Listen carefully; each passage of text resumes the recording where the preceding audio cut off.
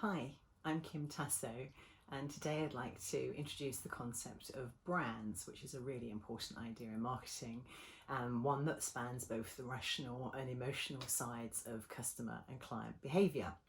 So, why are brands important? Well, I personally think there are three reasons why. The first is around differentiation.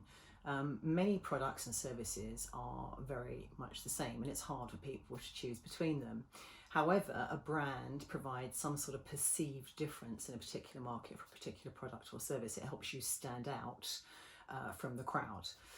The second reason is around trust, in that we know that a brand, we can rely on it to be of the same consistent quality that's going to be there. We can trust it a bit more. There used to be a saying in the technology industry where I worked previously that no one ever gets fired for choosing IBM.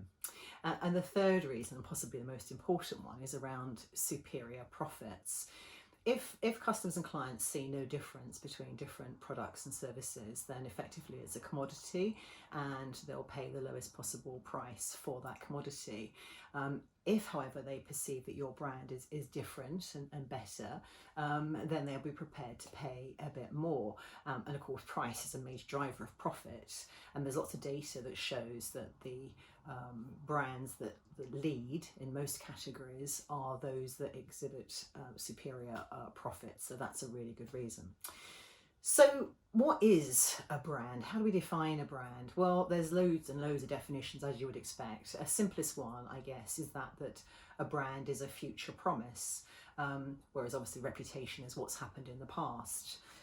Jeff Bezos from Amazon, very famous brand, probably one of the leading business brands, he said, our brand is what people say about you when you leave the room. Okay, so it's kind of like the key messages or words people would use about you.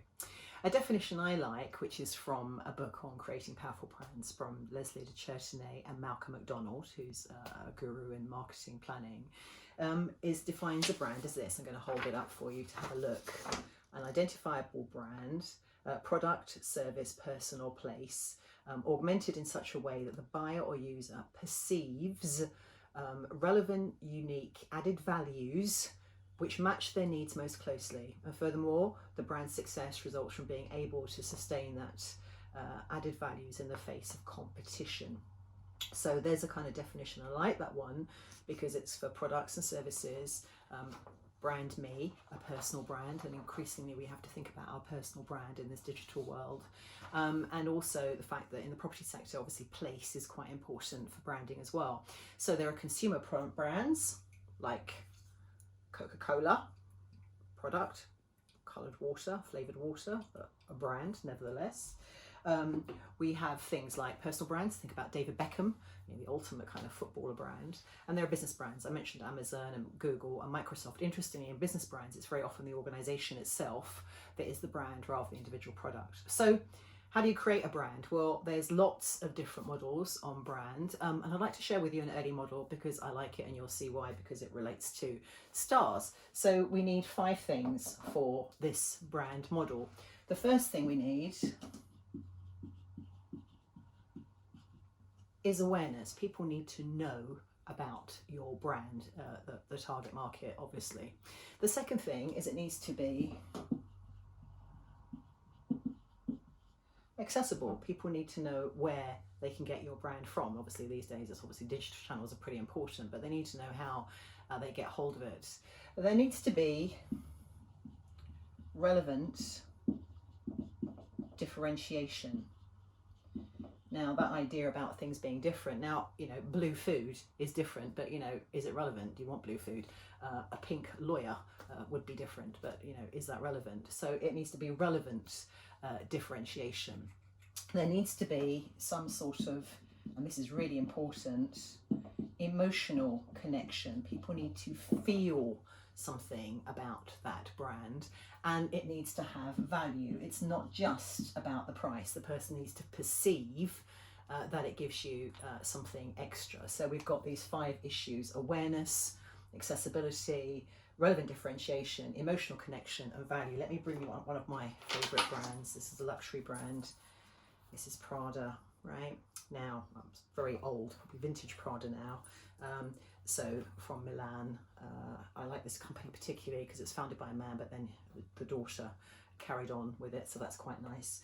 Now I know rationally that the fittings, the leather and the fittings, you know, okay, they're good quality, but I could get a much cheaper bag that didn't have that little label on it, but there's an emotional thing and a perceived value in that thing. So I, like many other people, will pay or have bought for me a lot more money than the actual components might be. It's functional value, there's an emotional value there. So one of my brands, don't afford those anymore. Anyway, okay, so another model, this time by Kevin Lane Keller, considers rational and functional factors in a different way. It says salience, like who are you, the brand, performance and imagery, what are you, there's judgments and feelings, what about you, brand equity, what about you and me, and market consequences.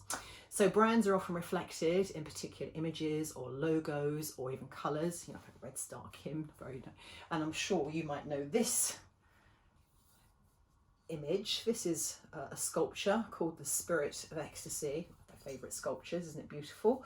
And of course, I don't even need to tell you that this little sculpture connects with a very strong car brand. I'm sure you all know which one. But anyway, so something, the imagery can be so powerful that it stands alone.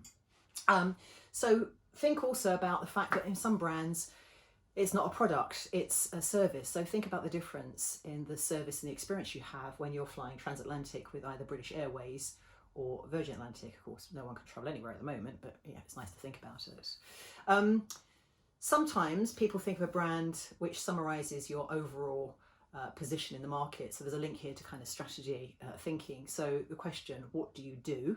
Your value proposition. How do you do it? Your capabilities and values. And why do you do it? What's the purpose? And obviously increasingly these days people are connecting with the purpose of brands. How do you build a brand? Well, again, there's vast tomes of information around there, but there's standard pieces in all of these. You do your research, order, analysis, look at your stakeholders, look at your aims. You develop a strategy, your focus, your brand promise, positioning strategy, name. You do the design, the logo, the images, tone of voice. You do the touch points in the physical and the digital environment, you know, all the stuff you do with your marketing, and then you look at your assets in terms of how you manage those assets and communicate them. And it can be a bit confusing because once you get into the deep areas of brand, and lots of specialists in brand, you've got brand name, brand essence, brand promise, brand positioning, brand personality, brand image, brand identity, brand story, and so it goes on. So that's a really fast introduction to brands. What are your favourite consumer brands, and what are your favourite business brands, and how rational or emotional are those choices you've made? Thank you very much for watching and listening.